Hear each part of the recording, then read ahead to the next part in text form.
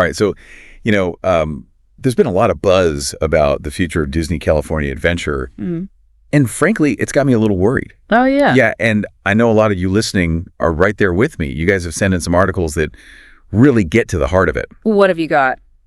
Well, one of the big things is the expansion of Avengers Campus. Yeah.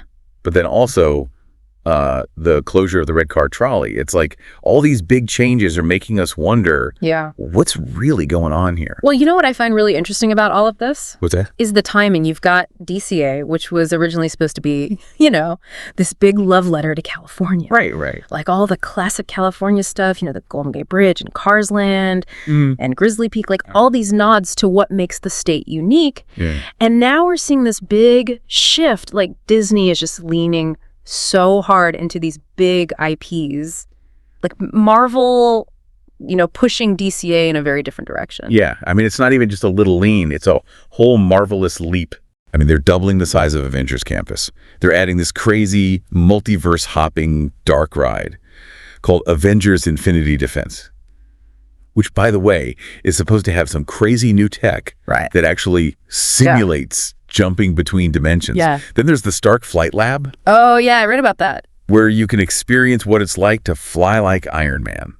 I mean, it all sounds amazing, don't get me wrong. Of course. But it does make you think, right? Oh, absolutely. Like, is there a point where all this IP just overshadows? You know what the park was originally supposed to be? Yeah. You know one of the articles you sent me? I think it was the LA Times piece. Okay. It actually quotes a Disney historian. Oh, wow. Who calls DCA a park in search of itself. Ooh, that's harsh. It's a little harsh, but it kind of rings true, though. Yeah, yeah. And especially with this whole trolley situation. Oh, man, the red car trolley. I mean, it was such a charming, you know, just this charming little piece of California history. I loved just writing it and imagining what LA was like way back when. Yeah. And now it's going away. Yeah. I mean, it's just sad. Yeah, and strategically, it's interesting, too. Yeah. Yeah, because the Mice Chat article, I think it was. Okay. It points out that this expansion they're doing, it's physically displacing the trolley barn. Huh. Yeah, so they're keeping one trolley car for photos. Right. But it's not the same, you know? No, it's like keeping a dinosaur skeleton in a museum. Exactly. Like you get the idea. Yeah. But you don't feel the life of it. Right. You don't feel the movement. You don't feel the energy. Exactly. Yeah.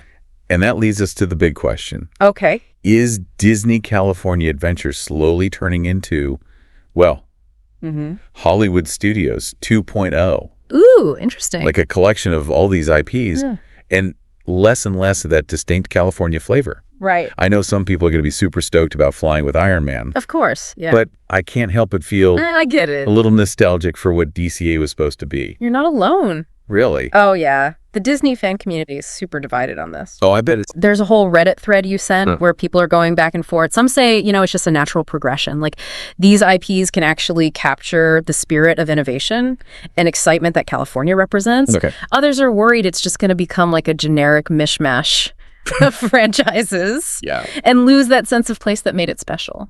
That's my big worry. Yeah. If they keep clipping away at the California aspects of DCA, what will even be left? What even says California in the park anymore? That's a good question. Well, you have to think about like what California really represents. You know, it's not just about Hollywood or beaches or even the red car trolley. You know, it's about pushing boundaries. It's about creativity and entrepreneurial spirit.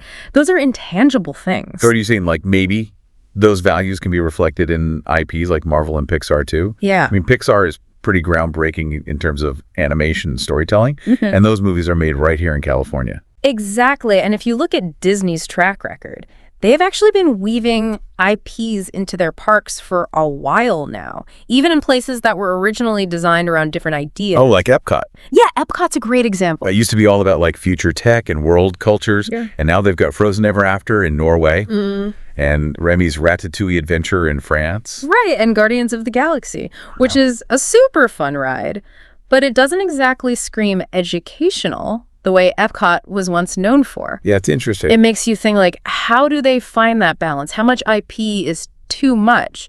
When does it start to dilute that original concept? Right, and it feels like that's what's happening at DCA now. Like they're trying to fit a square peg in a round hole. But okay, let's play devil's advocate here. Let's say DCA does go full-on IP, maybe even changes its name down the line. Okay. Is that really the end of the world? I mean, that's the big question, isn't it? I mean, on one hand, you could argue, if the experiences are good, well done and engaging, does it really matter if they're specifically tied to California? Like, a good ride is a good ride, whether it's themed to the Gold Rush or to Guardians of the Galaxy. And honestly, kids are going to lose their minds over seeing Iron Man fly around, no matter where it is. That's a huge draw for families. For sure. But then there's the other side of that, What do we lose when a place loses that unique identity, that sense of being transported somewhere truly special? Ooh, that's a good point. I mean, that's what makes Disneyland so magical, right? Yeah. And even what made the original DCA concept so interesting. It was like stepping into a different world, not just another theme park. Exactly. And there's real value in preserving that, in creating experiences you can't find anywhere else. That's what makes travel so enriching, and theme parks specifically. Okay, so here's what's bugging me. I get the appeal of IPs, I do. But if DCA loses that special something, that California soul, if it just becomes another generic Hollywood park, hasn't it lost what made it unique, something that can't be replicated? Yeah, that's the real crux of it, isn't it? And it comes down to what we as fans and park goers value most. Do we want that familiar comfort and popular characters, or do we want those truly unique, place-specific experiences? Such a tough question. This is why I love these deep dives. It's not just about the rides and attractions. It's about thinking critically about what these places mean to us, Yeah, right? absolutely. And it makes you think, like, what can we even do about it? Do we just sit back and watch as DCA changes? Well, I, for one, refuse to go down without a fight. I admire your spirit, but maybe instead of a fight, it's more about being informed and engaged fans. Okay. Like, we can voice our opinions, support the things we love about DCA, advocate for what we want to see in the future. Ooh, wow, like write strongly worded letters to Mickey Mouse. Maybe not that extreme, but remember, Disney Imagineers are passionate about these parks, and they do listen to feedback. Okay, so it's not about complaining. It's about being part of the conversation and shaping what DCA becomes. Exactly. And speaking of shaping the future, one of the articles you sent takes things to a whole other level. Oh, yeah. Of what if? This one's a doozy. Yeah. It speculates about a potential rebranding of DCA down the line. A rebranding. Yeah. Interesting. What are they proposing? Get this, Hollywood Adventures. It certainly fits the direction they seem to be going, doesn't it? Right. Lots of IP, lots of action, maybe even some Star Wars sprinkled in. Yep. But doesn't that basically confirm our fears? Hollywood Adventures just sounds like every other Disney park that's trying to be everything to everyone. Yeah. What's left of California then? That's the million-dollar question. Yeah. And it's one we're going to tackle right after this quick break. All right, so we're back, and we're talking about this crazy idea. What if DCA gets rebranded as Hollywood Adventures? I mean, it's like they're just taking all the subtlety out of it, just straight up admitting it's all IP now. Yeah, a name change like that would definitely be a big shift. It'd be like saying goodbye to the original vision of the park and fully embracing this, IP-driven model. But here's what I'm struggling with. Does the name really matter that much? Or can that California spirit still live on through the experiences themselves, even if the sign out front is different? That's a really good point. It goes back to what we were talking about before. California isn't just a bunch of landmarks or historical moments. It's a mindset, It's that spirit of innovation and creativity. And maybe, just maybe, that spirit can be conveyed through these IPs, even if they're not directly tied to California's past. Okay, I'm listening. Give me an example. How could Hollywood Adventures still feel like California in a way that's genuine, not just forced? Well, let's think about Pixar again. They're always pushing the boundaries of animation technology, storytelling, visual effects.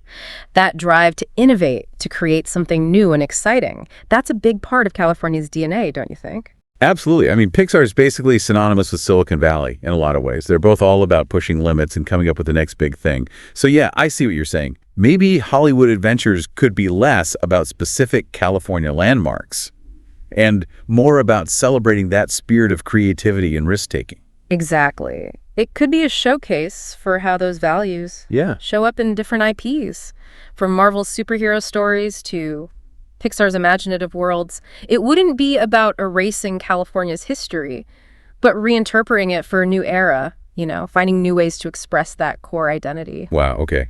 You've actually given me some hope here.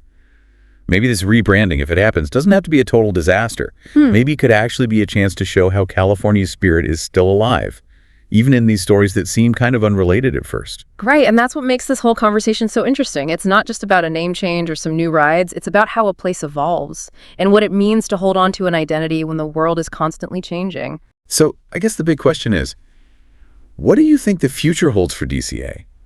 Will it be able to balance these competing forces? Or will it lose that special something that made it stand out? You know, I don't have a crystal ball or anything, Right. but I do think that we as fans have a role to play in shaping that future. How so? We can speak up about what we love about DCA, what we don't want to see disappear, and what we hope it becomes. Well said. And hey, who knows? Maybe the Imagineers are listening. Maybe they're even having these same conversations themselves. I wouldn't be surprised. They're definitely wrestling with some big questions right now, and I think the next few years are going to be really crucial for DCA's identity. This has been such a thought-provoking deep dive. Yeah. And I know you listening at home are probably having your own thoughts and reactions. We'd love to hear from you. What do you think about this potential rebranding? Is it a step too far or an exciting evolution? Head over to our website or social media and let us know. Yeah. And in the meantime, keep exploring, keep questioning, keep those conversations going, because the magic of Disney is all about sharing our passion Yeah. and engaging with these stories in a meaningful way. Until next time, folks, thanks for diving deep with us.